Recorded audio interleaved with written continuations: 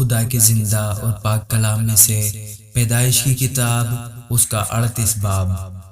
انہی دنوں میں ایسا ہوا کہ یہودا اپنے بھائیوں سے جدا ہو کر ایک ادلامی آدمی کے پاس جس کا نام ہیرا تھا گیا، اور یہودا نے وہاں سو نام کسی کنانی کی بیٹی کو دیکھا اور اس سے بیاہ کر کے اس کے پاس گیا۔ وہ حاملہ ہوئی اور اس کے ایک بیٹا ہوا جس کا نام اس نے ایر رکھا، اور وہ پھر حاملہ ہوئی اور ایک بیٹا ہوا اور اس کا نام اونان رکھا۔ پھر اس کے ایک اور بیٹا ہوا اور اس کا نام سیلا رکھا۔ اور یہودا کزیب میں تھا جب اس عورت کے یہ لڑکا ہوا، اور یہودا اپنے پہلوٹے بیٹے ایر کے لیے ایک عورت بیاہ لایا جس کا نام تمر تھا۔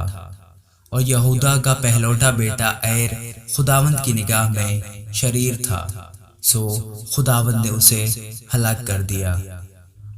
تب یہودا نے اونان سے کہا کہ اپنے بھائی کی بیوی کے پاس جا اور دیور کا حق ادا کر، تاکہ تیرے بھائی کے نام سے نسل چلے۔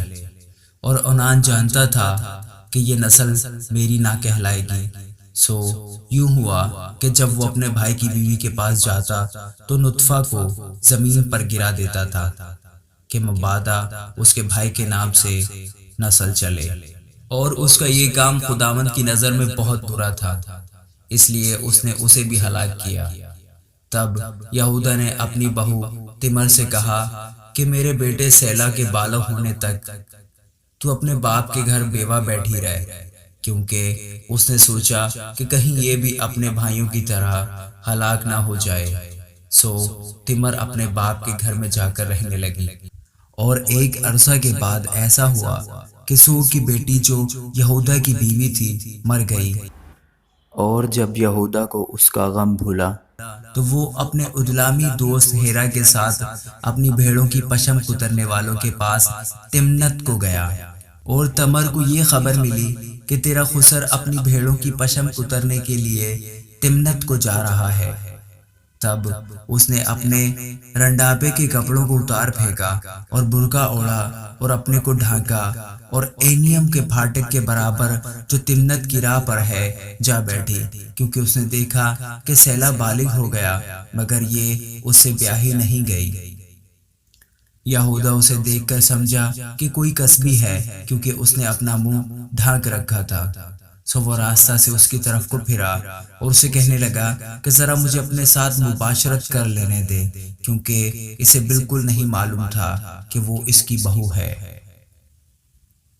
اس نے کہا تو مجھے کیا دے گا تاکہ میرے ساتھ مباشرت کرے؟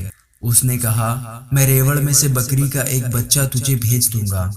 اس نے کہا کہ اس کے بھیجنے تک تو میرے پاس کچھ رہن کر دے گا؟ اس نے کہا تجھے رہن کیا دوں؟ اس نے کہا اپنی مہر اور اپنا بازو بند اور اپنی لاٹھی جو تیرے ہاتھ میں ہے۔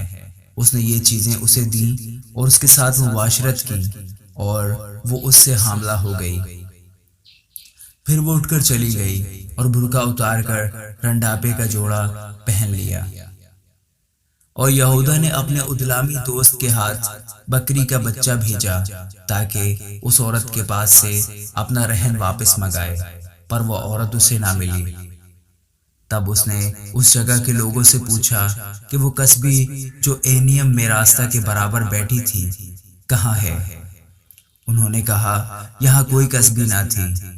تب اس نے یہودا کے پاس لوٹ کر اسے بتایا کہ وہ مجھے نہیں ملی، اور وہاں کے لوگ بھی کہتے تھے کہ وہاں کوئی کسبی نہیں تھی۔ یہودا نے کہا خیر، اس رہن کو وہی رکھے، ہم تو بدنام نہ ہوں۔ میں نے تو بکری کا بچہ بھیجا پر وہ تجھے نہیں ملی۔ اور قریباً 3 مہینے کے بعد یہودا کو یہ خبر ملی کہ تیری بہو تمر نے زنا کیا اور اسے چھنالے کا حمل بھی ہے۔ یہودا نے کہا کہ اسے باہر نکال لاؤ کہ وہ جلائی جائے۔ جب اسے باہر نکالا تو اس نے اپنے خسر کو کہلا بھیجا کہ میرے اسی شخص کا حمل ہے جس کی یہ چیزیں ہیں، سو تو پہچان تو صحیح کہ یہ مہر اور بازو بند اور لاٹھی کس کی ہے۔ تب یہودا نے اقرار کیا اور کہا کہ وہ مجھ سے زیادہ صادق ہے، کیونکہ میں نے اسے اپنے بیٹے سیلا سے نہیں بیاہا اور وہ پھر کبھی اس کے پاس نہ گیا، اور اس کے وضع حمل کے وقت معلوم ہوا کہ اس کے پیٹ میں توام ہے۔